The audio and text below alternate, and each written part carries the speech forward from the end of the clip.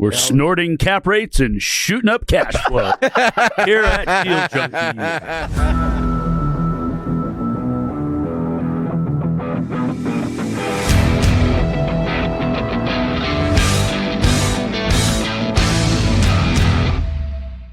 Welcome back to Deal Junkies. We are not in the studio today. We are Gabe, Trevor, and Dane. We're all here in my mom's attic. You know how I always say if I didn't do real estate, I would just go hang out in my mom's attic and play video games? It's not that bad, is it? It's like not the attic you were imagining. That, yeah. This is a pretty good one. Now it's not a joke anymore. That actually makes and that's sense. My TV, actually. That's my TV that I bought. Funny story. I bought that 20 years ago, and it cost MSRP on that TV. Guess how much it was? It's $300. It's a 40-inch plasma TV. How much do you think it was? $300. No, it's more. MSRP was $15,500. You bought that for $15,000? No, I got it for wholesale. I only paid $7,000 somehow. What? Yeah. I was going to say $4,000. I was so far off. And holy smokes, Gabe's you mom, were way further off. You don't know anything about technology. Inflation, yeah, it goes down. It's still better than all the TVs they make today. It's a great TV. It still works good. And we saw a bunch of naked lady photos on Gabe's mom's walls. That was Adam and Eve. Oh. Adam and Eve walked through the Garden of Eden naked. Wait, who are the people in the background? The devil, probably. The serpent. Slithering. That's actually my grandma's painting. We can go down. I'll she show painted that? No. Oh. She just owned it. I don't know who painted it. It's a very nice painting. It's from Norway. All right, so let's stay focused. Today is America's 249th birthday. Happy 4th of July. My favorite holiday. I am on mom duty because my mom had a stroke a few months ago, and her caregiver is sick. So we were at my mom's, and the boys said, well, it's 4th of July. We have to record a Deal Junkies podcast. So they're at my mom's. We are upstairs. It's not really an attic. It's more of an upstairs bonus room. And we're going to record an episode for you. So what are we going to talk about? Deals that we just closed and are doing. You mean you don't want to talk about the big, beautiful bill? We'll talk about that too. Later. Okay. Because that just passed. So this is kind of a historic day, you know. Very much so. 4th of July, big, beautiful bill, all this stuff. How does all this stuff affect us in real estate? I don't know. You just want to talk about deals? Do you want to start with deals, Trevor? Let's do it. We just closed a deal. Let's talk about it. All right, we're excited. Because you don't know what we just closed on. So. We know Trevor's most excited because we got to closing and everybody was out of town except Trevor, and he had to go do it all himself. So I think you did almost the whole deal. Well, we helped you a little bit. You did do this. All right, tell us about your deal, Trevor. All right, so we closed on this 36 unit, and it was one of the craziest deals we've done, I think. 36 doors. Yeah, new construction. So this is 2023, brand new product. Which we like. It's a crazy deal because we were buying it for $8 million to start, and then we ended up buying it for $6 million plus another piece of land for $400. Mm-hmm. Plan on the land is just flip the land, I believe, or sell or carry it to someone because it's 0.63 acres, so it's not big enough for us to build on. Where is this? In Malala. Was it on the market? Yeah, just a deal on the market, and that's also what was interesting because it was listed for 9.5, and then we had broker I love now, shout out Mike, who brought us the deal. Mike Fulgaro brought us the deal, set it all up for us, thought it was within our buy box, and it was, which most people don't know usually. So it was listed at 9.5, but it was the worst listing ever, so this thing is sitting on I mean, it was. What qualifies a listing for the worst listing? Well, let me tell you. Listing brokers, if you're listening, sorry. I apologize, but it was bad.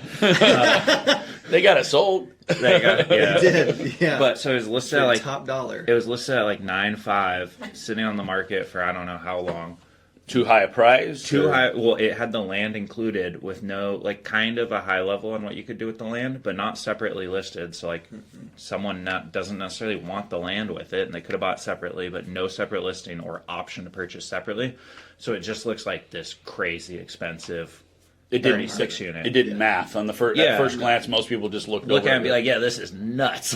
Yeah, right. What was the cap rate they were pitching in at? Dude, well, so they weren't pitched. That's the other part of the listing. No description of what the unit mix was. No photos of a brand new construction product. So the photo, it was like a Google Map aerial, and then so they just didn't have no professional photos. Okay, on a freaking $8 million listing, $300,000. What was the purpose with the seller? What was did he need to sell quickly? Is that why they just rushed it to market? Was there a reason why there wasn't I a think full package on it? I think they had never sold anything like this before. I see. So like they just they didn't know. out of their scope. Yeah. Yeah, out of their scope. They didn't know necessarily. We love that. Yeah. I mean, but even if you would have listed a house, you would have done better photos. You would put better photos out there. Make it presentable. Yeah. But so no description of what the unit Did they have size other were. offers on it? Allegedly. Yeah, I think over time, and then they realized like it's not going to sell for this. So like they turned down a bunch on the front end, let it sit. So seller was distressed.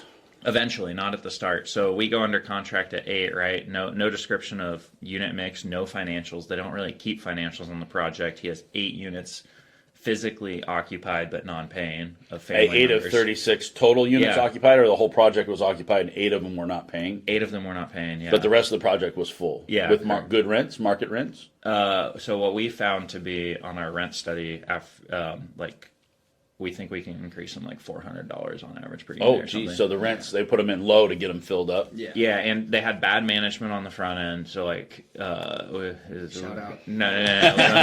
Shout out to SMI for not being bad management. Yeah. And now SMI manages it. They didn't have rubs in place. They like all this stuff. They were on-site management on a 36 unit, paying them full-time salary. So question, the guy who owned it was the builder? He built it really well. He builds a lot of stuff. Does like $50 million a year. How in did he build construction. something like this and not be sophisticated enough to understand the exit strategy on it? I think he had never done anything like that before, and then he went into financial distress after completion, so he couldn't. He built it probably just to hold it. Yeah, I would assume he could have. But he would have had to get permanent financing. Yeah, I mean, he couldn't qualify for permanent financing. Isn't it amazing to you that you can go out and get these big construction loans and build a project like that and not qualify to own it when it's built? Like what are makes construction lenders thinking? I mean, wouldn't they want to know there's an exit? maybe when he built it, well, let's see, he got He it did finished in qualify 23, probably. so that means he was doing this in 21, 22. When rates were low. Rates are low, money is flowing freely. Yeah. And it's like, he can build this thing and sell it in 2 days, no I guess problem. he did have perm debt on it though. Yeah. Like Oh, in the he end. did? Yeah, so he had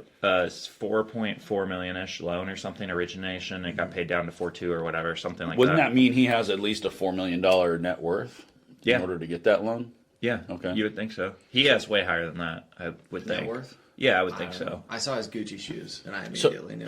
And he's okay. Keep going, keep Yeah. talking. But I mean, I'm just trying to paint the picture of how does a guy build a new project and have the. So this is how. He has the sophistication to get a project out of the ground, which we know is not easy to do, but not the sophistication to own it. So I think he did, but that he got really bad advice and got taken advantage of by a second position lender who gave him a loan for like 1.6 or 1.8 in second. That was allegedly at like 100% APR. I think that was when it went into default, though. Yeah, I don't know the full details And so- of that loan, but he couldn't service that loan as well as the first. And Okay. And I don't even know that it necessarily was in default because of non-payment. I think that it was just expiring. Also. And then, it was just expiring, and then that's when the default interest, but it was really just a default fee that was like insanely expensive. You know, it's interesting when you're in a commercial asset like retail or office, you run into distress because big tenant moves out. You can't get the tenant in. You don't have the money to do the TIs. There's other reasons for distress. But in multifamily, primarily what I see, distress comes from your financing. Your financing terms out, or you're in bridge debt, construction debt, short term, 3 or 5 year debt. The market changes and things happen. And so really he was a victim, so to speak, of this credit crunch. yes. Which has happened over the last 3 years, where money was flowing freely when he started, and by the time he got to stabilization, which he never really got, it sounds like the full Correct. stabilization, Never because he did. didn't even have the project. Sounds like about a quarter of his project he had relatives. It or was like somebody a living there. $300,000 NOI, which puts it at like no value. Like at a 6 cap on 300K, what is that? That's $5 million value. Okay, which costs more than that to build it. Yeah, Yeah, costs like for sure. yeah. I mean, this is a $7 million project to build. Like if we want to at go that time, roughly or more. I bet it cost him 6.5.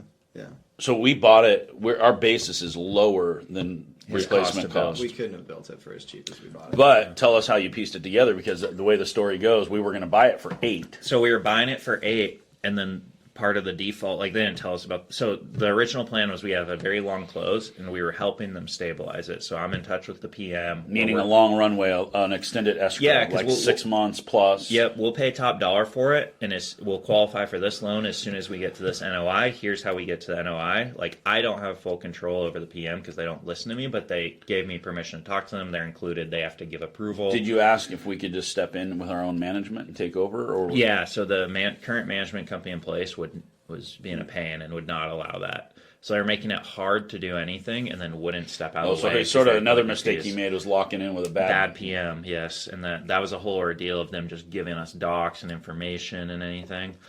So they come back to us and they're like, "Hey, we actually need to close this in 30 days because they're going into foreclosure because that default and all that, and it's like it was not going to get stable in time. We couldn't get financing. No one would be able to."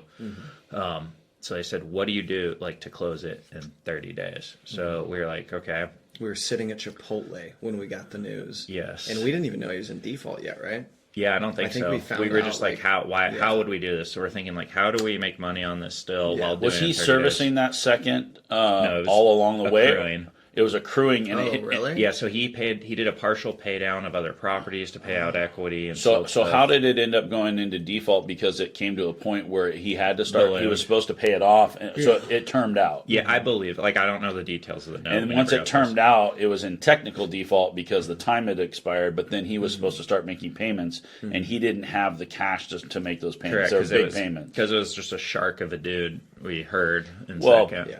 Yeah, I mean, hard money lenders can be, there's a spectrum of hard money lenders, and some of them are super friendly, professional, don't ever want to take your project from you. Other ones are really predatory. And this dude wanted to take the project and went and posted notices on every single tenant's door that it was going into foreclosure, and they were going to start paying him rent or something. Well, he had an assignment of rents in his contract that if they went into default, the rents went to him.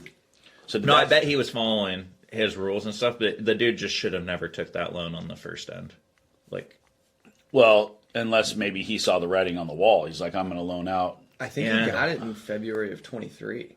So, like, in his mind, after the project's already almost done. Yeah. So they ran low on funds. They needed more money. Basically, the cost of the project went higher than originally planned. The original construction loan didn't cover it. I assume so he went. He just had a lot of bad counsel. So it's like just, not the proper guidance of what to do and how to get it done. Okay. So we creates opportunity. Yeah. So we come in and we're like, okay, like, doesn't make like $6 million we would do it at, but how do we make it a win for him? So we left. So wait, we're at $8 million now. We're at $6 million because they want the 30-day close. Like, how do we close this in 30 days? So it doesn't foreclose. Yep. So because then he loses it, no brokers get paid, and he owes an additional and other liens like $300,000, and so he loses property with no money. The brokers don't make any money, and he still owes $300,000. That's a bad deal. That's a very bad deal for him. That was worst case scenario. Yes. And he has a foreclosure on his record. He can't get more loans, do anything. So what we do is we come in and we're like, okay, $6 million, but we'll leave you in the deal as 19% owner so you can still make money on the back end and see upside. How did you come up with the $6 million number? Was that just that was going to be the minimum required for us to come in to get him out of his mess? Or did you underwrite it in a way where it's like if leaving him in at 19%, it makes sense now at 6 but not at 8? So it made sense for us because that was the only way we could close it that quickly now was to wrap the first position debt and pay off the second. And bring the money to pay the second. Yeah, now we're servicing higher interest rate debt, so we got to make it pencil, so it only pencils for us to get return at a 6 month. So we basically said, we'll make your problem our problem, and we'll come in and we'll take out the second position lender, and we'll become partners with you. You'll own 19%, so you don't have to sign on any future debt. But you can be in the deal with us, so as we increase the NOI and the value of the property, we can refi, sell, do something else with it, and you can still benefit. Not only you don't have a foreclosure, but you get out of this mess, and at the end, you even get to win with us. So we paid off his second money lender and all these extra $300,000 in fees that he would have had to pay. So this is not really even a sale now at this point. Now we're just setting up a JV. I mean, it's sort of a sale. There's a closing statement. It's a sale still, but on his tax return, I believe he'll do like a partial sale, but he's selling a loss anyway, so it doesn't really matter. Have any exposure. Yeah. So it is a sale, but it's sort of, I mean, like tax-wise, I think it's a blend technically because he's still on the first. He's still personally guaranteeing. Yeah, so we wrapped it, and like we're servicing it now. We're fully responsible, but he is like that's the same loan in place that he set. And he's our partner, so we own it with him. Yep. Okay. I like it. Have you ever heard of anybody doing this before? How'd you come up with this idea? I think it was Dane's idea. We were just sitting there and we were like, he probably wouldn't take 6 and it doesn't make sense for him. He loses money. And we're like, how do we still get this dude a win out of it? Well, and initially I said that we should offer him a higher percentage. And then you said, like we don't make money. Gabe said that we wouldn't be. Well, no, Gabe said we wouldn't be able to refinance. We wouldn't because be. Then he'd have to sign on the he'd debt. Yeah, so that's why we put him at 19, so Yeah. he wouldn't have to sign on future debt. Because general rule of thumb, if you're 20% plus, the bank wants you on the loan. Mm-hmm. Yeah, and that would, and he doesn't want to be on loans and all that, and it would complicate our side of things. So why is this a good deal for us? So we're stepping into once stabilized $8.3 million asset ish at a 6 cap, couple million dollars spread. Okay. So we can make a couple mil on it pretty quickly because it's like it's just economically not stabilized. Physically, completely top of the line product. So this is where the rubber meets the road, because now we got to show up and actually do what we say we can do and improve the rent roll, get the units filled up, get the tenants out that aren't paying, and do all those things. Because it's 15 years or younger, it's not subject to rent stabilization law. So we can raise the rents as fast as we want, but we might lose some tenants. Mm-hmm. Yep. So we just have to work now. Correct. And that's all the stuff like we do every day. So like no problem there. For us. For us. Yeah. Yeah, but they just like people don't have the wherewithal in the front to know to do those things. And if you're running a massive construction Yeah, there's company, other things. He's dealing with $50 million in construction or whatever. He's not a full-time investor. He is running a big construction company. That's his job. Yep. Yeah. So we're doing it, and then we say, hey guys, we're going to close 10 days or 10 business days after receiving these lease. We need this basic info to close. We need leases. We need P&Ls. We need just whatever. the basics, rent rolls, all this stuff, and then the brokers don't give it to us, and we need this like operating agreement. Is that because they didn't have it, or because the management company wouldn't give it to them, or what's the breakdown there? I don't know. Yeah, I don't know. They were just shooting themselves in the foot, like the whole transaction. Because there was a lot of pressure for us to get this closed and get it closed quickly, and we were saying we need some things in order to make that happen. We're willing to close quickly, but we need your help, and we weren't able to get those things. Very clear. Like we even came in, so we were, for example, like what we did on this, we were buying it at 6, and then I emailed all of them because once they did not know their payoffs, they didn't know anything about their own deal. That's crazy. And their payoffs were at like 6.1, right? So I'm like, okay, like he's gonna have to pay $100,000 to sell at closing, which he didn't have, right? Yeah. So I'm like, hey, everyone, did 6.1 include commissions? There was no. So I contact all of them. I was like, hey guys, like how this is set up, like you guys didn't look at this on the front end when you agreed to do this, and you didn't do the math. There's no money for commissions here, and the seller's gonna have to pay like $50,000, $100,000, whatever it is. Okay, so stop for a second and explain to us what you would do in that case if you were going to be a broker who did your due diligence and really studied this deal. How would you find out? Like basically like step 1, call escrow and get the pay. Like they'll send you a sample closing statement. Like there you go. Estimate. So you could run kind of a sample closing statement. That's like step 1 when we get to the finish line on this, is there enough money to pay off the lenders, and is there enough money in the deal to pay brokers? A lot of people don't understand that when there's a broker fee in there, the money's got to come from somewhere. So if you go buy a deal, it's seller carry. You're going to go buy $1 million deal. The guy goes, sure, I'll carry $1 million for it. You go to closing. If there's a broker involved, they're going to want their commission. Who's going to pay the commission? Because there's no cash. Money has to change hands. Yeah, money has to change hands for the broker to get paid. Yeah, so I emailed them all. I'm like, hey guys, the math is bad here. Here's the structure. Here's the current payouts. Here's the problem. Like, you're not going to get paid fees like with this current setup. So like, let's figure it out because we want you guys to get paid. So that was their first like, oh shit. And I think they were thankful at that point. I would think. We're watching out for them. Yeah, we want them to get their commission. Yeah, I'm only talking to our broker at this time, kind of. And then eventually, like, it gets messy, and he does a good job of knowing when to, like, okay, you just talk to these dudes so, like, we can just get this done. What I love about Mike is really great at turning over stones and finding deals and knowing how to line up the buy box. And once he gets the parties put together, he knows when to step aside and go, okay, like get out of the way. He knows that it's not in his wheelhouse to structure some of this complex detail. It's like, but I trust my buyer to come in, that he's not going to try to screw me out of a fee or do whatever, and he let you come in and sort of take control of the deal. Yep, so I would go figure out how do we do it, and then he has these other 2 pieces of land that he was originally going to contribute also to a partnership, and we were going to go build on. He ended up wanting to keep one piece. We were fine with it.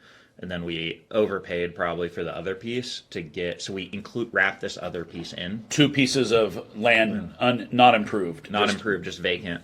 Yeah, bare land. And then so we wrap this other piece in and we're like, we'll overpay for this, bring more cash, buy this in cash.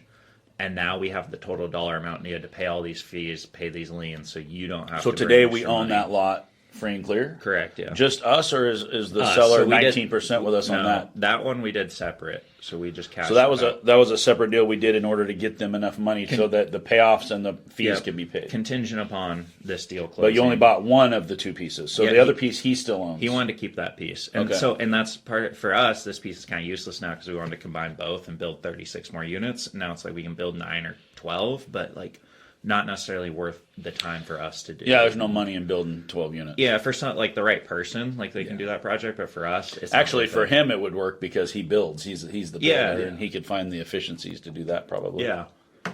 Okay.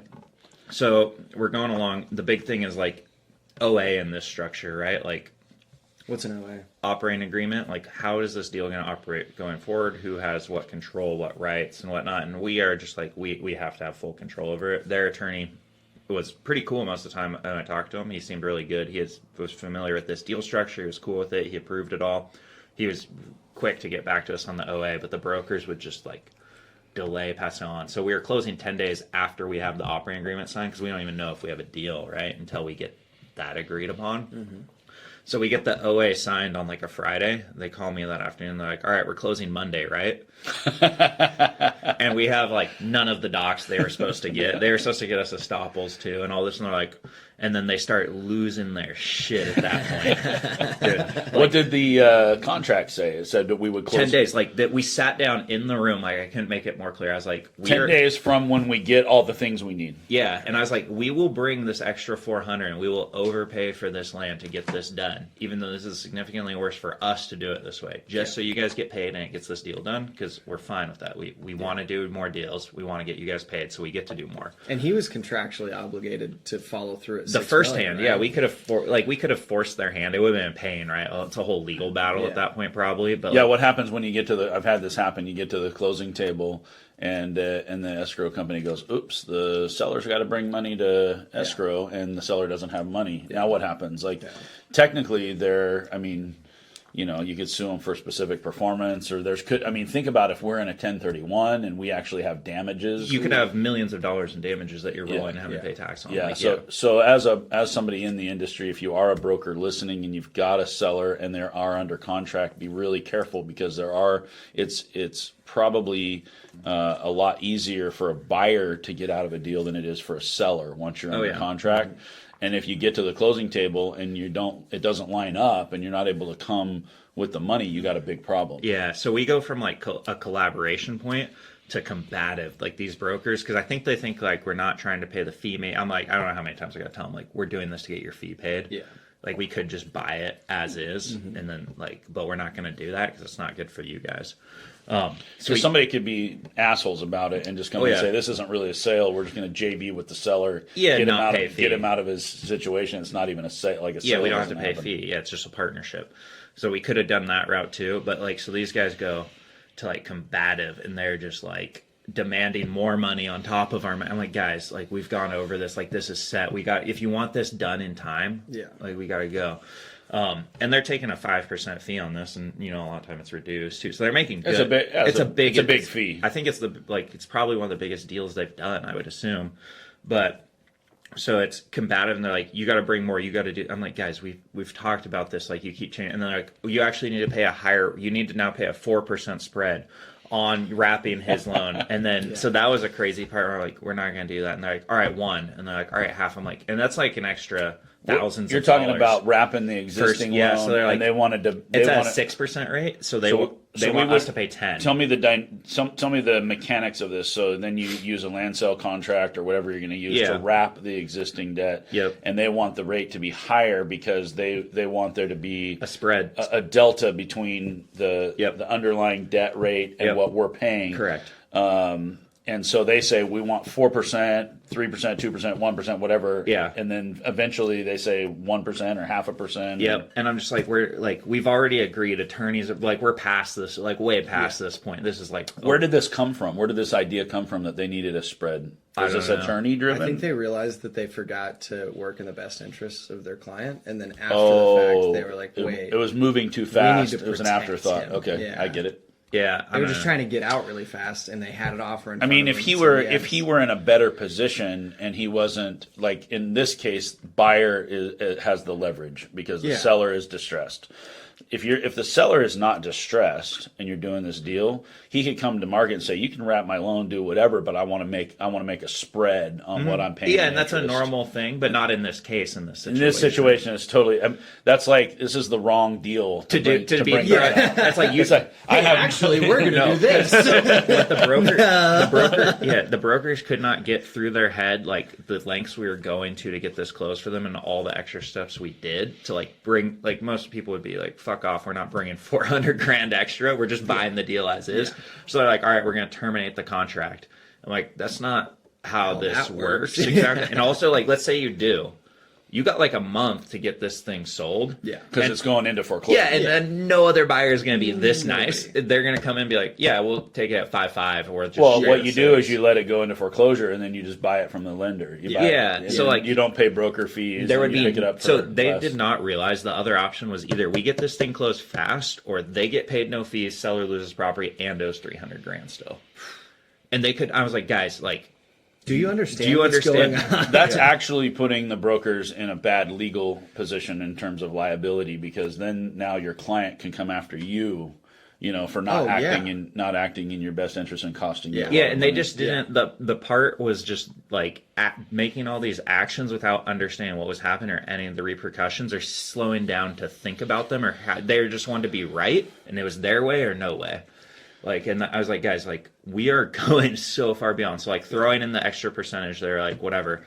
They do bad math on it, and they're like, I don't know what the problem is. It's $152 a month, and it's supposed to be thousands of dollars every month on top of the And you're like, okay, we'll pay $150. We'll do $150. Yeah, I was like, all right, put that in writing right now. We'll pay $152 a month. Sure. Like, that's an insignificant amount now at that point. Yeah. So we get that part settled.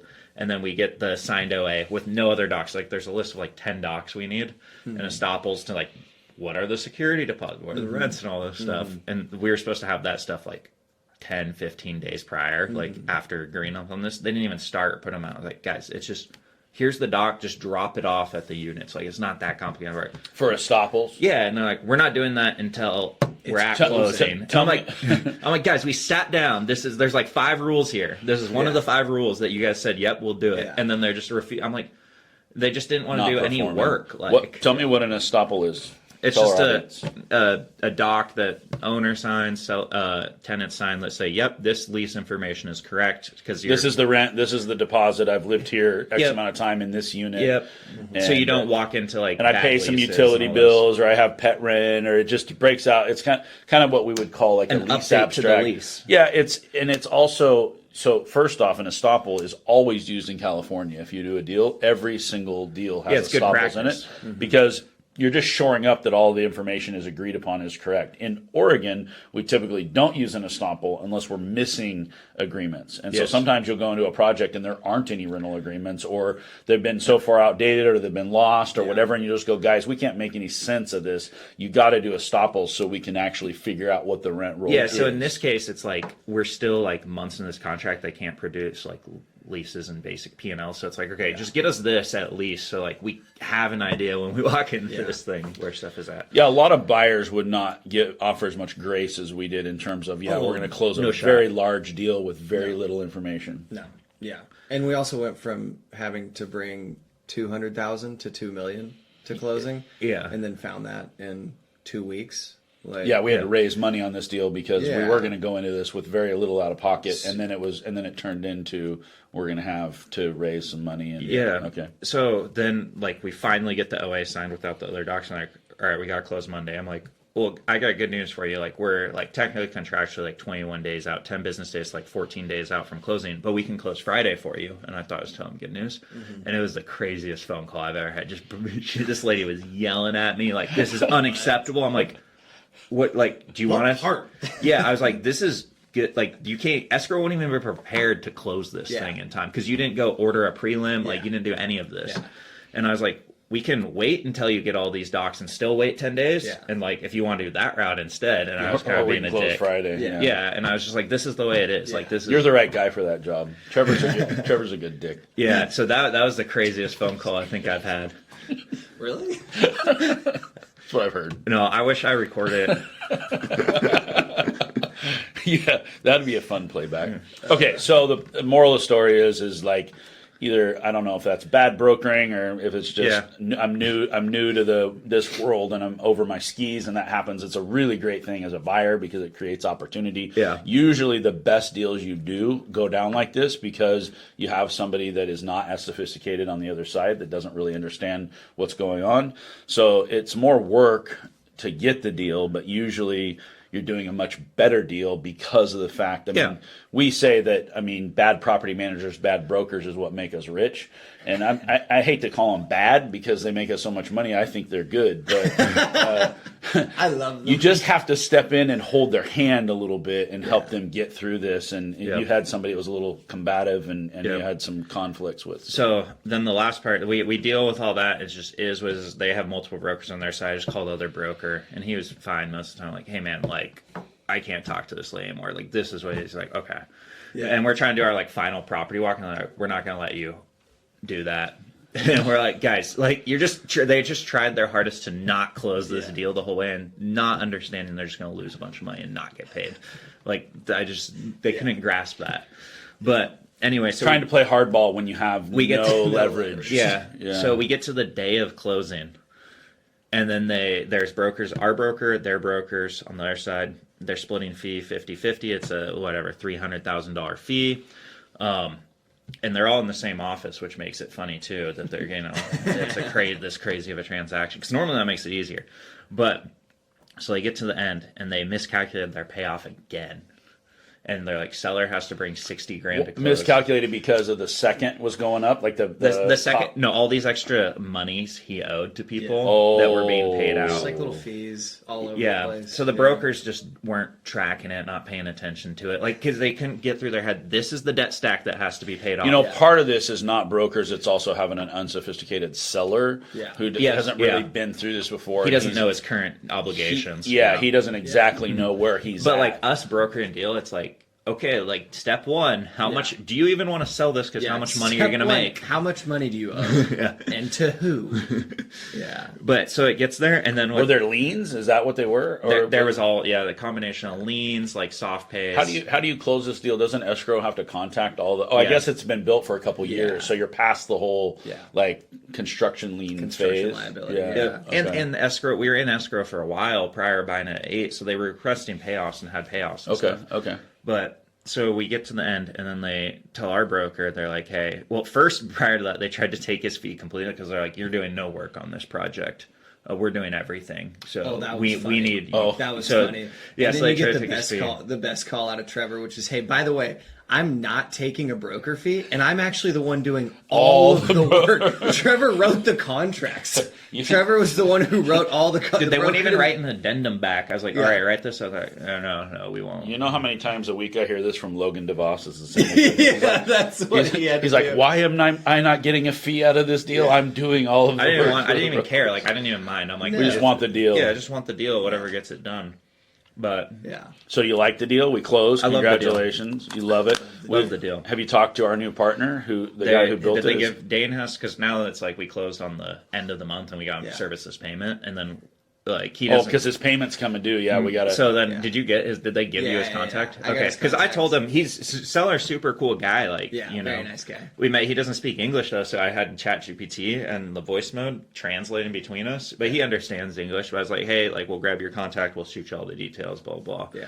But the broker's giving you the contact info. Might have been a little pain too. I mean, I wonder if he feels happy.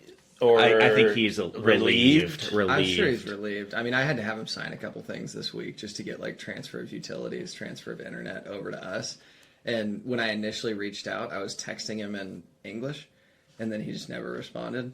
And so then I started emailing him and texting him in Spanish, which is so funny. Yeah, just translate it. Yeah, I mean, do you know how to speak Spanish? Or you're just you should put it in English It's and just all Spanish, in- so it's funny. Yeah, it's all in Google Translate. But no, but then the moment that I sent him a text in Spanish, he responded. I was like, what? Yeah. Like, he doesn't understand. yeah, he didn't the even text. try to. Yeah, I mean, obviously, but yeah. So now we own, what are the risks to us owning a project with a guy that doesn't speak English that we don't really know? So within our OA, like if he doesn't respond or sign stuff, we have power of attorney to do these specific transactions for him and do these things. Yeah. And, like, What take about care of the capital deal. calls? He doesn't have to sign So anything. we are recovering capital calls, and then it's just we're first reimbursed. We have full control of managing debts. So if we got to fees. bring money to the table, we get paid back first out of the partnership because Yeah. we know that he's not gonna. Well, he may have some money. We don't know. We're, I mean, we're not even going to ask, so like we don't need to.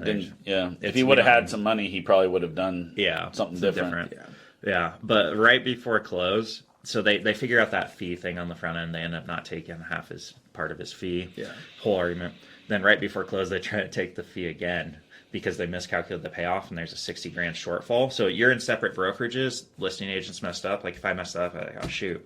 Like I'm making, $60,000 less. I'm making less. I still make $90,000 when I make $10,000 usually, so pretty sick still. Yeah. But, and like normally they'd take like a 4% fee on that deal. So like still making a good chunk of money, but then they tell the other dude like, no, you got to cut your fee. Yeah, when you get to the end of a deal and there's not enough pie to go around, it's like everybody's got to figure out how they're going to cut, and usually the People brokers, are greedy. and people want to. I mean, that's a conversation everybody needs to have where you talk to each Not other the day about of closing, like though. I will say I think the listing agents were right on that one though, because I talked to the listing agent and it turned out that our agent had accidentally sent a commission demand based on like the prior pricing. Oh. His So was he had slightly too calculated high, it. but it should have been because it was supposed to be a $300 fee. We increased price by $400, and they sent it based on the increased number, including the land. It was just going to be the $300 total. But I mean, it was supposed to be $150. Now total fee is $240. I see. Yeah. And like they're in separate brokerages. Listing broker takes a hit. Takes the hit, yeah. Yeah, but now they're in the same brokerage. Principal broker tell them like you're taking the hit. Well, they both took the hit. So they both took it equally. They still, of the total But fee, they split it sucks. between buy side, list side, 50-50. Yeah, it sucks for everyone involved, obviously, but also like for buy side too to be like you're my PB because we think like we've been in this situation with you and Gabe takes the hit for us as PB. Shh, don't tell everybody that. Yeah. It happens. I mean, deals are messy, and as a PB, it's like, hey, you're doing a good job. You just finished this whole deal. You brought the buyer. You put this thing together. We're collecting a big fee as a brokerage still. Like, good job. Like, I'm gonna take because he's taking a split on the split of like 50. So it's like, let's all work together to find a way to get to the or have that conversation on the front end. Yeah. Of like, yes, because that's common too. Like, hey guys, there's not enough. Let's get the deal done. I would have put the seller on a note on that secured by that. Potentially piece of land that he had to say, hey, we're not getting all of our fee now, so you can pay us later when you sell that. You could have, but also it's like today is close day. We're scheduled to sign. Well, that's the problem with this deal, and I think we heard Robert Harden when we interviewed him, is he said something about going slow is fast, or something like slow is smooth and smooth is fast. Smooth is fast, slow, smooth is slow, smooth is slow is fast. Is that what he said? Yeah, slow is smooth, smooth is fast. Oh, it's like riding a motorcycle. So there's something about that when you're doing it. It's the same thing they teach you when you ride a motorcycle. The smoother you ride, the faster you ride. Yeah, hitting the corners. So same thing in a deal. We've got to go smooth, and slow is smooth. Smooth is fast. Yeah. This deal, there was nothing slow or smooth. No. It was all just fast. No, and then I was just like, hey, just put us in the room with the seller and the attorney. And we'll Google translate this thing to the finish line. And we'll finish this in 2 hours. And then I'll pay you still. And you'll get paid. I'll pay you to just sit outside. We don't need to do with any of this because like you're not the decision maker. Like you're not communicating this properly. Like you don't understand. But like brokers are taught, especially if they're come from the old school or their mentors are old school. I was always taught to not put my buyers and sellers together. In some cases, that's really there bad. There are some buyers and sellers where you can just put them together and get out of the way. I think that comes from the fact that if you put a buyer and seller together, they'll try to middle the broker out of the deal. They're not going to get paid, probably. Yeah. But, in this case, like, I went out of my way to tell them how they weren't going to get paid on the current structure and that we were going to find a way to tell them that they're getting paid, like, full fee, too. Yeah. And it just makes sense when you're over your skis. I do deals still to this day where I don't quite understand fully what's going on. I put my buyers and sellers together, and I trust them because my clients are not trying to screw me over. Yeah, you never do a deal with them again. Yeah, and I help. I'm part of the process, but I'm not. I understand where to step in and where to step out, what my role is. Yeah, a good broker knows when to get out of the way. I've always called it air traffic control. It's my job to keep the planes from crashing into each other. It's not really my job to fly the planes. Yeah. It's just to kind of keep everybody on course. Yeah. And so there's a lot of there's this plane was fucking all over the place. It crashed like 4 times and then it revived it. It didn't crash, but it had some serious turbulence. You were flying upside down for a while. They tried to crash. So you like this deal? You'd love this? You'd do it again? Yeah, I wish we could do it all over the place. We were doing another. we were doing another one of these earlier, and I messed up, and we had it like that Woodburn one we were doing, right? Oh, it was so sad, dude. I lost us like $2 million. I'm sorry, guys. We'll put a note on one of your properties. Yeah. You can pay us back. I was just like, for the next like 2 weeks after I could hear Trevor just in his dreams, he was just so messed.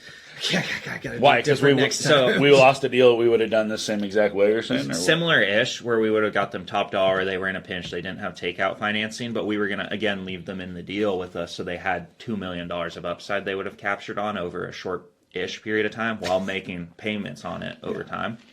And then they reduced their price by that full amount plus some. So they got less or similar to what they would have got with us in pocket, and then no upside at all.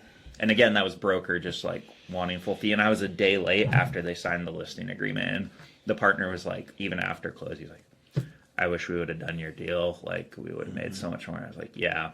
What did they say? A day late and $1 short? Yeah, they're $2 million short. What does that mean? A day late and $1 short. I don't know, just what it says. I don't know. It's like smooth as fast. What I love about this story is like you think, you guys are in your 20s.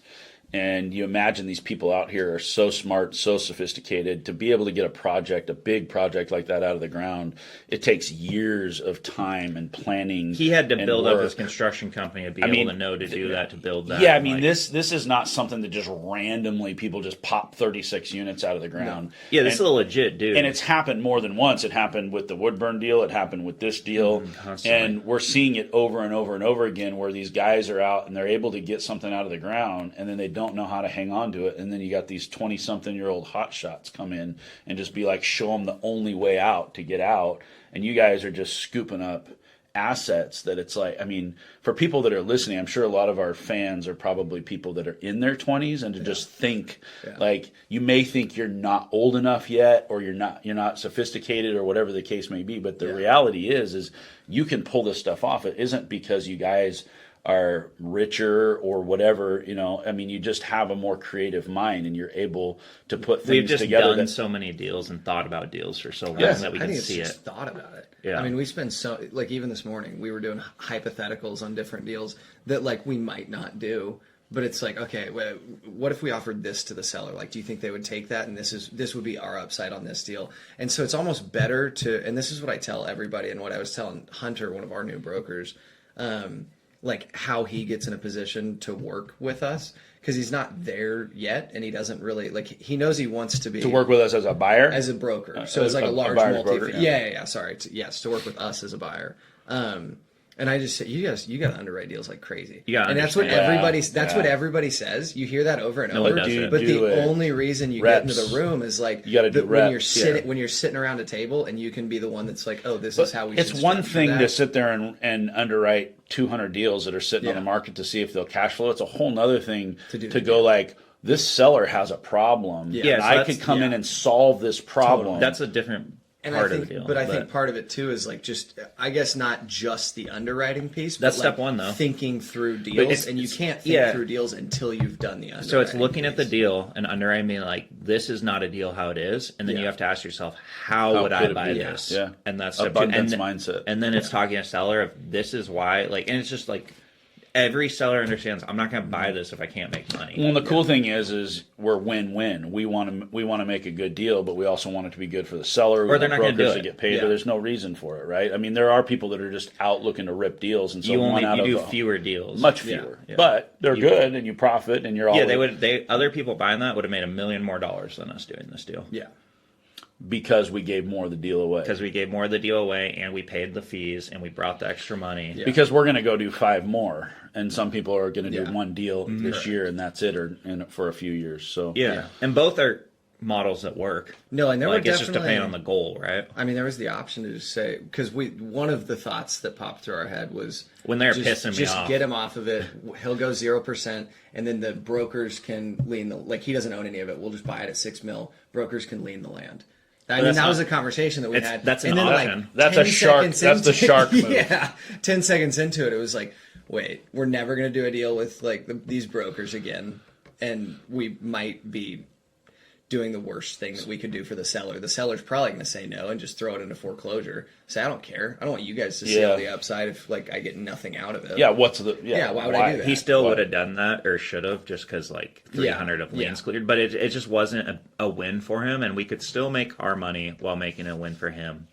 So it's now we can do more deals. So you said in the beginning we were only going to have to come up with a couple $100,000, and by the end we had to come up with a couple million. And this is a couple million. Some of it we put up, but we didn't want to put up all of it. Yeah. So then you're in the crunch time. You're moving a deal very, very fast, and you're going to go do fundraising on this in the 11th hour. Yeah. So how did that feel? Well, the biggest part was the reason it had to be as low as it was on pricing, and we had to have the upside that we had, was so that we could raise that quickly. Okay. It was this is the only way that we can close it this quick is if we're here. Because so we got to take this to one of our investors and say, that was a Mark thing. Mark raised all that. Yeah. So from a previous investor who Mark and I have both been working with. Yeah. So next step is what is attractive to an investor on this business model to make someone want to do it with us. So there's because we're going to put them in second, right, which is not as good as first. It sucks. It's the worst. It's pretty cool sometimes. Should have given him a quick claim. But it's what? So is he cool being in second because the economics of the deal work? We can service the first as is, right? But we can't service a second also because it's unstable. We got to go through all this work. So we would have paid him 15%, then coming out of pocket and whatnot. But hey, you don't need the money now. What if we give you 20% deferred on your money? So so it accrues. The accrues, simple interest. So that becomes what is simple interest versus meaning? Compounding. So it doesn't add interest and then add interest to the interest. Correct. So and it's simpler. It's just easier. So he loans us $1 million. We give him 20%. So we're going to give him 1.2 a year. Yeah, 1.2 at the end. Yeah, in a certain defined period of time. Yeah. So what he gave us was, and he's a very good. So he was like, okay, I'm fine going in second because there's a spread. We can go dump this quickly, and I'm covered. You guys won't make as much as you want. So he's looking at what are the airbags in the deal, Logan would call it, or what's the safety net where it's if we have to pull the cord, we could sell this if we have to, and the basis is low enough to where I'll get my money. So he makes us put in, he puts in 1.6, we put in 400 behind him, right? So now he knows we have skin in the game. We're behind him. He's getting paid. We're not going to let our 400 go. So he does that every deal as a lender, which is. So he's not getting 2.2 at the end. We're getting a piece of that. Yeah. So he brought 1.6. We brought 400 or something like that. Yeah. Some combination around there. But we don't have to service it. Correct. We paid at the end. And what is there a defined amount of time? Yes. So it's 1 year term with a 6-month extension. So we've either got to refi or sell. In 12 to 18 months. So we really have to put our business plan in motion quickly. Now, really, this is when the pressure's on us. Yes. This is when the pressure begins. And this is why we had to buy it at that price for us to take on that risk. Because now we have the risk of the bank calling the loan due because we wrap their debt. But we have good banking relationships with them. And then, the bank understanding, we saved your deal also because you were going to go into default. Well, and we're a much better borrower than what they had. Yeah, we just saved the day. Yes, correct. They may not see it like that. Yeah, but let's say they do, because now we have to talk about the second position. This could go into foreclosure. This is a risk. but we are able to fill these and stabilize these quick enough, and there's enough spread so that we can still dump it at a discount, pay this off. We can still make a little profit on it. It's fine. Well, and it's nice that we're closing this in July and not in November, so that we at least have a market that's going to be, we're going to be able to find tenants and stuff. Stabilize quick. So part of it too was now we have, I think, potential upside to stabilize the tax assessment on it because it's taxed at 9.5. Oh, assessed value? And we traded it at 6. So you can go in and say, hey, we traded at 6. 33% They'll lower it. off, yeah. Yeah, I think you'll be successful. That's Clackamas County in Malala. Yeah, and like for reference, $30,000 on NOI just from that is at a 6 cap, $500,000 in value. So you get a $500,000 just in getting a property appeal approved. Yep. Yeah. And then there's a stabilization. What's the process with that? You just go to the county and fill out a form, or you just got to show them your docs? That's what it looks like. That's what I heard. That's what I heard when I was Googling it. My dad did it on this house when I was talking to my mom about it. Really? Yeah, and he said, no, it's not worth that. He went down and he appealed the taxes. Yeah, because we just traded it at Marion County. We should just have your mom do it then. Yeah, maybe. Devin. Shout out to Devin. Devin's going to be doing that for us, who's our newest employee. So he's going to go work on, so you give him instruction to do that, and then have him being like, okay, what can we do for rubs? Where's fair market rent? And then like, where are all these expenses that we can cut also? So getting rid of on-site management for $40,000 a year, that's also taking up a unit that is not paying rent is a big swing. So there's all these little things that add up to where we can get it to around a $500,000 NOI. And then for us, it's like, okay, we're thinking sell, refi, raise some more capital on the back end, and re-syndicate it. So we have like 4 different strategies we're going to go with. So sell is one strategy, refi is a strategy, syndicate again, meaning we go sell shares of our ownership in so we create an equity pop. So we continue to be the sponsor, but then roll into another deal we can with that. Roll our That's the best way to syndicate, I think, is once you already own the asset, it's already stabilized, and we're selling shares of something that's already there. Yep. There's not a lot of risk involved. It's just here's your return. Correct. So then like the conversation with the lender. So he's a very good lender. So like he knows we could dump it in 3 months, and it's like I'm gonna get 20% APR for 3 months. Like not super attractive. So he's like 6 month minimum, right? But he didn't take points. No points. Didn't take points. Because we're giving him 20% too. So he's thrilled. He gets 20%. Like where else are you going to get that? Sure. Nowhere, almost. True. Only in these cases. So he's psyched. It's protected. He's a debt partner, not an equity partner. Yeah. He's an equity partner on another project. Could his debt convert to equity? So that's another option, because he came and walked the project with us. He loves the project. He's like, guys, we should hold this thing. So I'm like, let me map that option out and see what that looks like. So that is another option as well. And then it's just like, how do we get him a return now he's happy with still? And like, can he pull some of that money out, or what does that look like? I think we'd all be able to pull out money. And then just make him leave in a larger portion. Yep. So we're comfortable with it because we have many exit plans on it. It's not just stuck in one. If that goes wrong, market dips, we're fine. We have lots of options that we can go with. I personally want to sell it. Why? He wants cash now. He should pull out all the money. Because you want some cash? No, I just we like value. He thinks return on equity is better used in another project. So we stabilize this project very fast. Go dump that in something else. Yeah, I think that's like this is the asset class that you park money in when you're older. And so and it's like me. And we're building new construction, right? So we can. All right, we're keeping it. We're keeping it for Gabe's 50th. I'll keep it. You guys sell your part. We'll refi on November 11th. Yeah, so we can make these deals. We're building these deals already that we're creating equity pops on. Yeah, is the idea. Yeah, that's the biggest thing. Well, you're talking about maximizing how you move that money around, getting the biggest growth out of the equity. Yeah, correct. You let it sit. I mean, buying a brand new project and sitting on it forever is kind of an old man's game. But that's the point, is you want to get to that point where you can trade all your equties up and eventually own newer assets and bigger assets. Once you have a bunch of 100-unit complexes that are almost new, then you go, okay,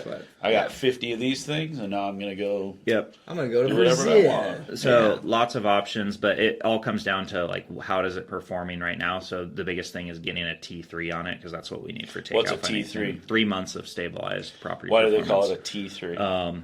Trailing 3 months of data. So you get a T3, T6, T9, T12, T24, T36. The number afterwards is just the months, and the T in front stands for trailing. People talk a bunch of crazy lingo in real estate, and so I like to slow it down a little bit so we know what we're talking about. So you're saying T3 qualifies us for agency debt? Or for refi. So for anyone, even if we have a takeout buyer, right, they're going to need a T3 also for them to get financing. At least, yeah. So this is a big enough deal. Like the buyer's going to want to go to agency with it to get the best rates. And what's agency debt? Fannie and Freddie government loans that's typically always lending, you tell me. Very good. They're very good. Pseudo-governmental agency. Yeah. Yep, so you do bigger deals, you can do agency debt, you can get better debt. Always lending. So you can get like 5.5% right now, where people in the resi space are getting 6.5 to 7. Mm-hmm. You can get how much? Like 5.5.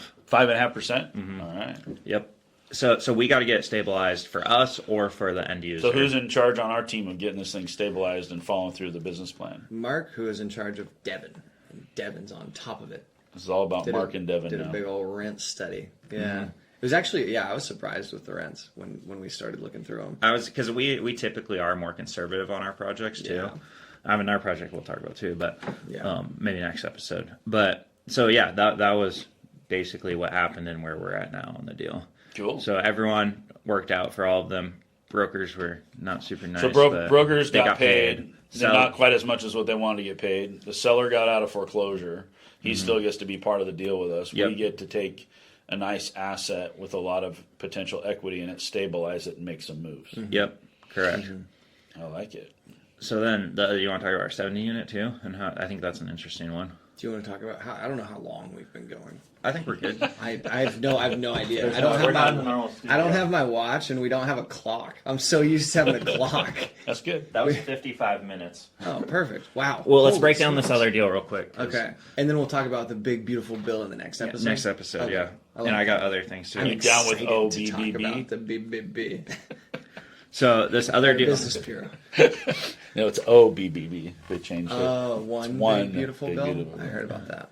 So this other deal, we're under contract. We're purchasing it. We just inspected it. We talked about it a little bit last episode. But this is 70 units across 5 properties. We won't talk specific location yet. In our market. Yeah, in one of our markets, yeah. In the state of Oregon, which is our market. Yes. We're not in Washington yet. You are. I am. So we are in Washington. Okay, we're in Washington. Mm-hmm. This could be in Washington. Who knows? Are we doing a deal in Washington? We're working on it. Yeah, we are. I got to respond to that today. Thanks for reminding me. Yeah. So the 70 unit. 5 properties. 5 properties. I structured it. Yeah, go for it. Tell us, I've been talking. All right, I'll tell you about it. We are under contract on 70 units across 5 properties. It was initially listed slightly higher than what we were under contract on, and it was also listed as only a cash out. And then we kind of came in, gave them a couple different offers to see what they would like on it, and we landed on them carrying 100% on 3 of the properties, and then us financing the other 2 properties. And so blended, we're getting around 90% leverage on it. I love this seller, by the way. Oh, I do. Yeah, we met the seller, cool guy. Yeah. We're gonna go out on the boat, hang out with him. Yeah, he's a cool and dude. that's when you can make win-wins, is when you really start to meet these guys and like understand what they're trying to do with their life. Yeah. And most of the dudes are pretty cool. Like he wants to sell the property. We want to buy the property. We want to make it work for him. Here's how we can do it. And he's one of the 3 sellers, I believe. Mm-hmm. So what's his motivation to sell?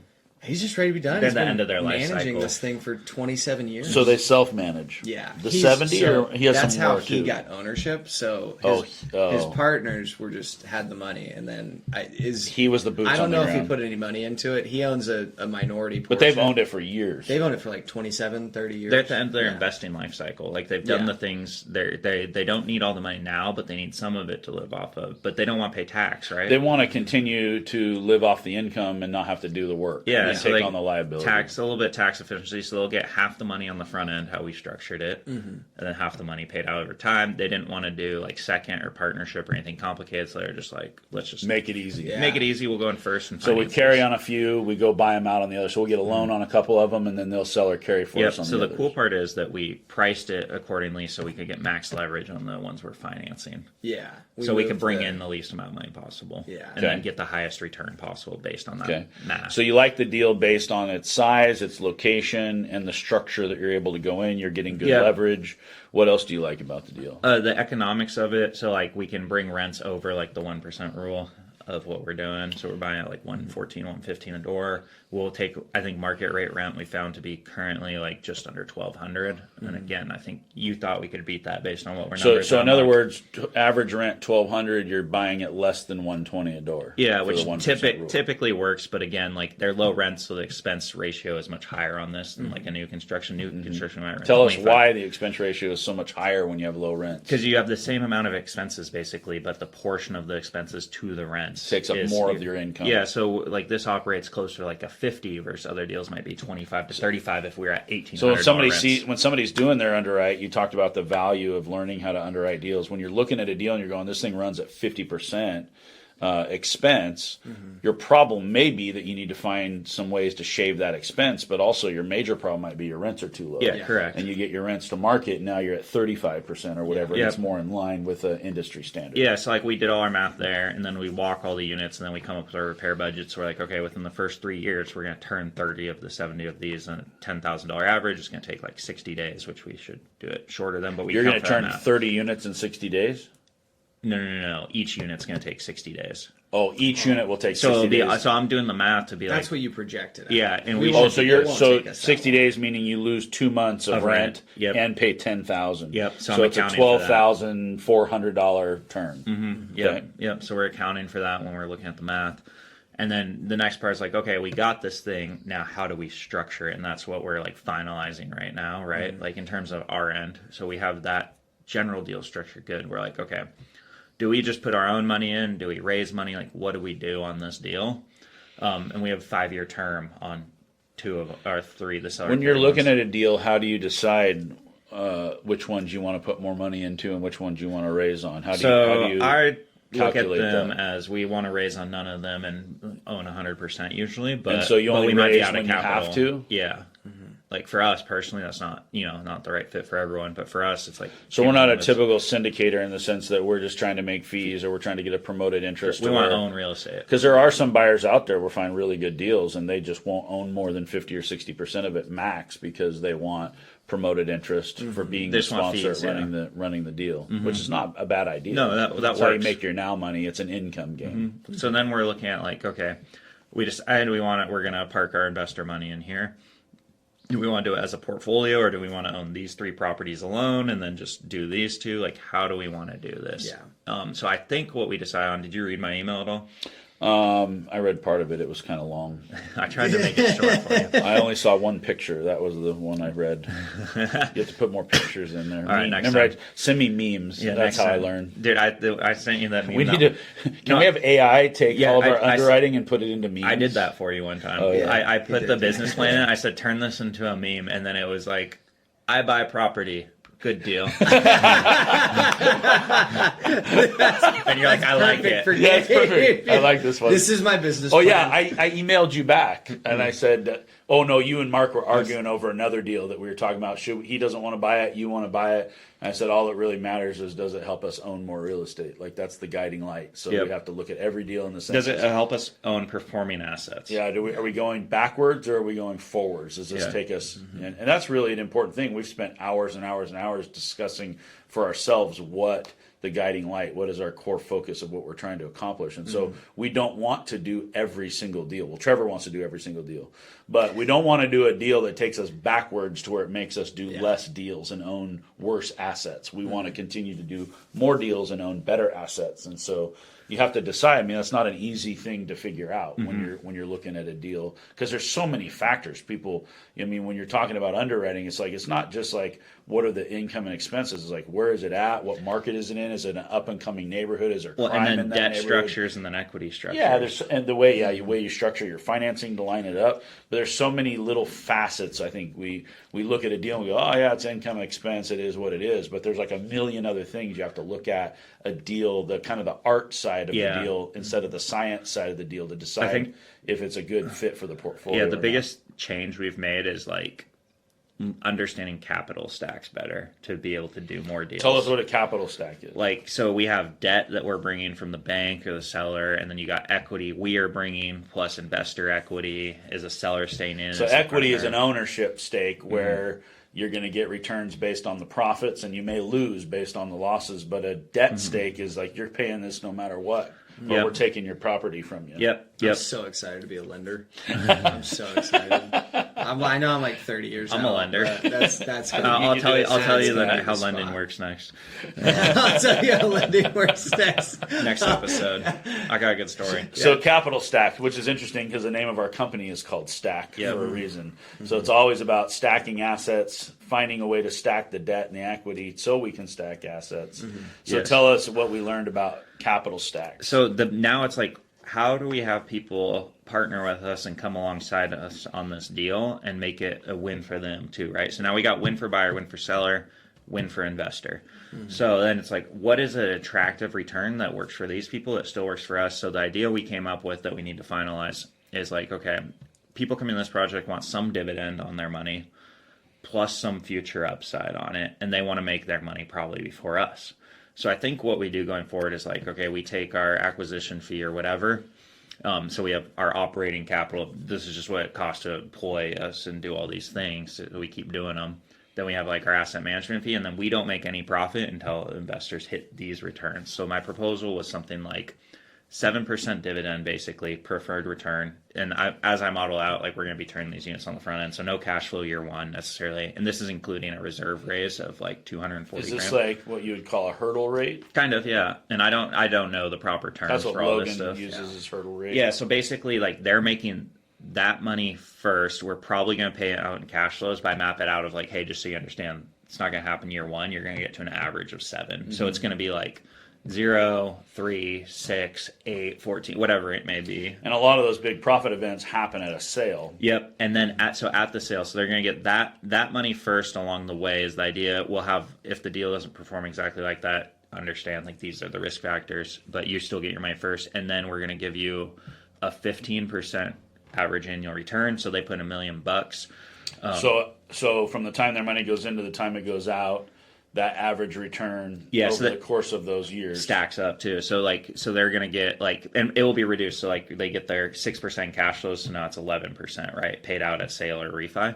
So like if it's, let's say there's no cash flows, they put $1 million, it's 15% return. That's $150,000 a year they'll get stacked up by whenever it's paid out, and it's paid out in distributions also to pay Should it down. new investors be doing this and stacking capital this way? Oh, for sure. Like people that are like just 401k money, just not doing deals. Like, no, are you saying should new investors start raising money? Be a sponsor. I would not. No, why? Track record. No, so like us confidently enough knowing all the things that can go wrong and we're conservatively doing this of like, we 100% have confidence that we can hit these numbers, and we think we're going to beat them, which is what on our early deals. But why do we have that confidence though? Because we've done so many deals and we've done this multiple times, and we to do it. Yeah. And we risked all our own skin, assets, and everything on the front end to proof of concept to say this is our track record and what we've done. Here's who's doing what at all times. Everybody knows who's responsible for what thing.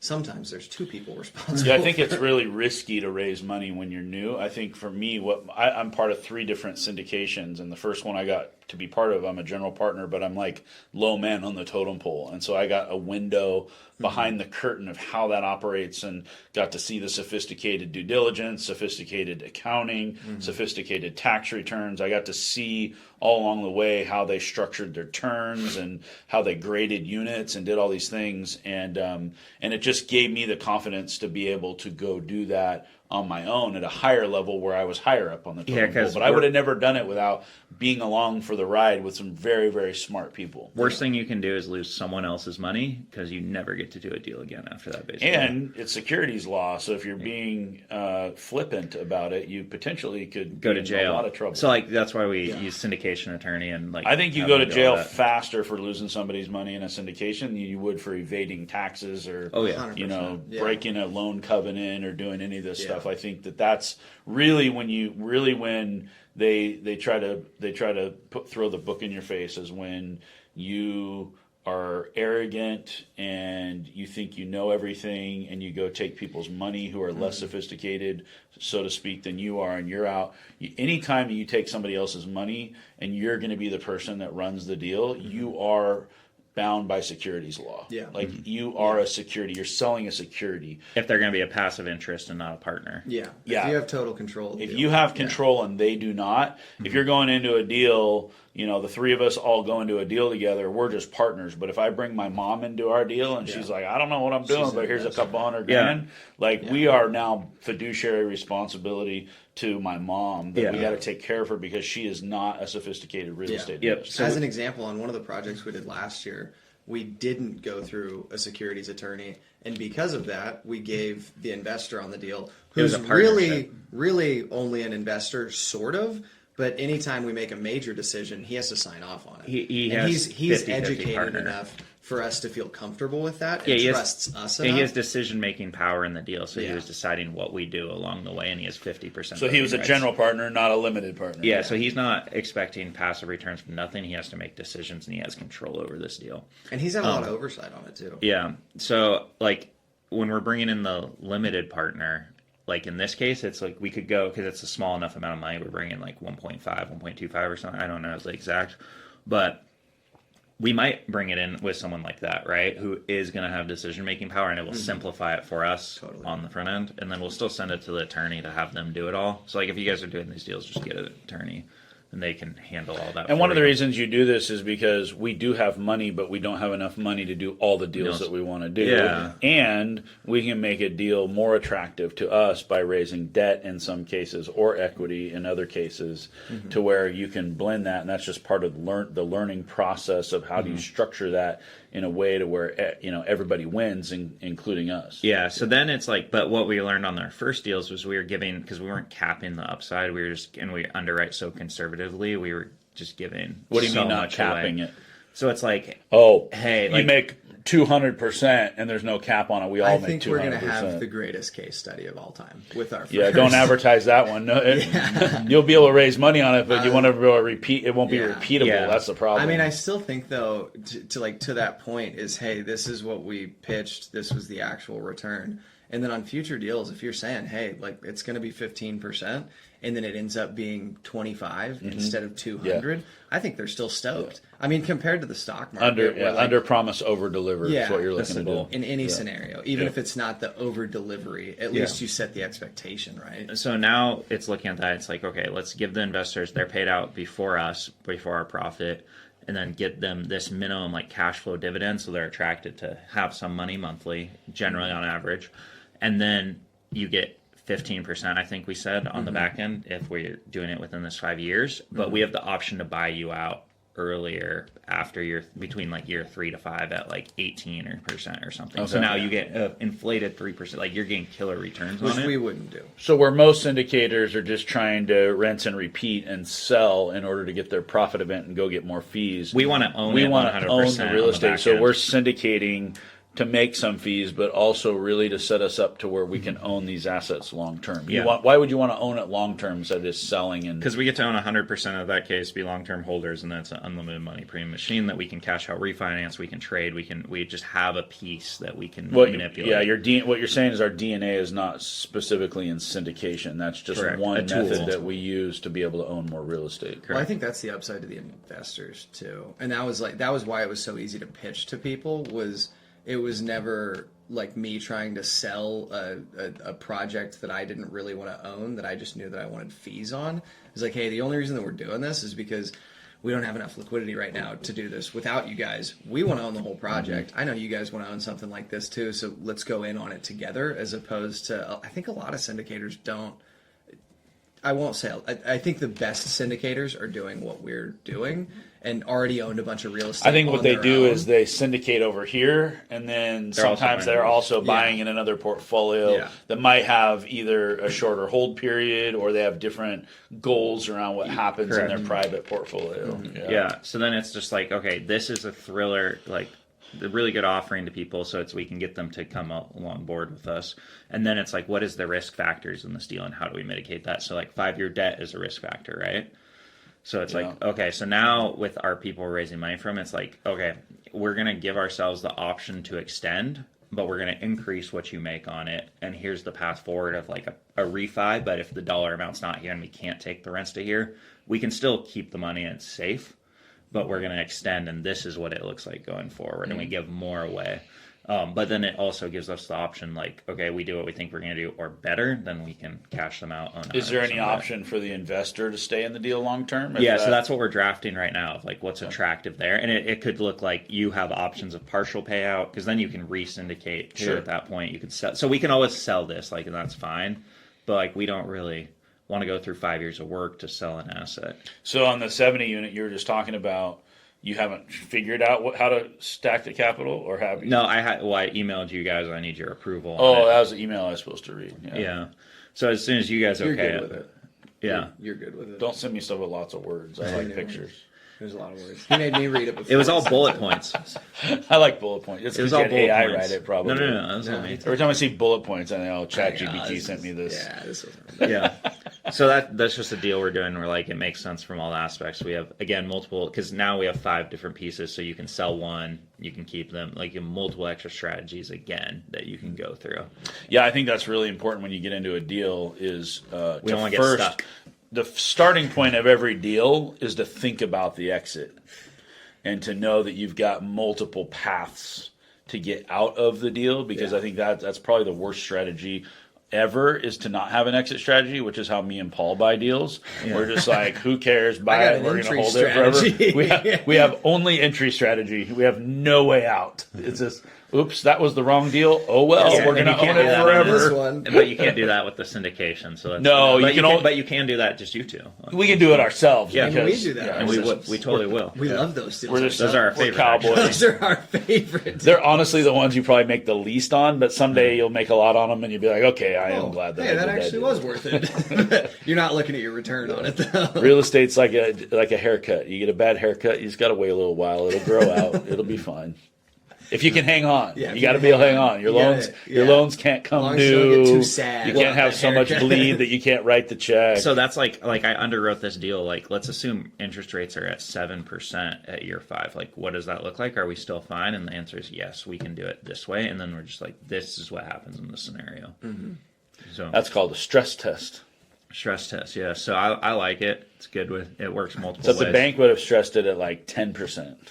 Mm-hmm. Or you stress it at like 50% vacancy, and they do all these really extreme tests. Yeah, which we can still, like, this was to stress and see, can we keep it? Mm-hmm. Not like we have the option to sell the whole time, basically, and we're good because we're going in. We can sell at any point. Mm-hmm. Cool.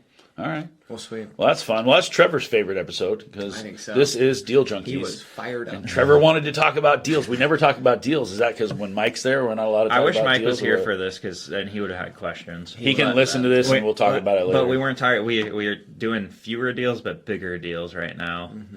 So we didn't have that much to talk about. And we were stressing on one deal, and we stopped acquisitions for a minute. But now, because we had it rolling, next episode I got more deals.